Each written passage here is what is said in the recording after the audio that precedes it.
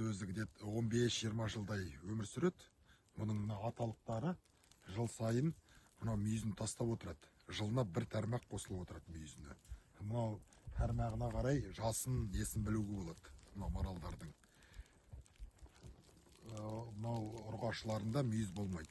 Өзіміздің міне мынау территория, осы мынау қоршалған территория ғой, осының ішінен шығып кетпейді. Аса енді былайынан тарап кеткен емес.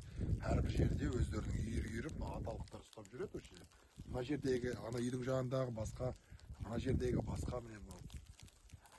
Бір-біріне қосылмайды. Бір-біріне қосылмайды. Аталықтары мынау өздері үйірді, каждый өз аталық ұстап жүреді осында. Негізі майдың аяғына қарай төлдей бастайды. Үйіннің басына қарай. Бұлар елік сияқты емес, елік 2-2-ден 3-3-ден әкелей береді. Марал бір-бірден әкеледі.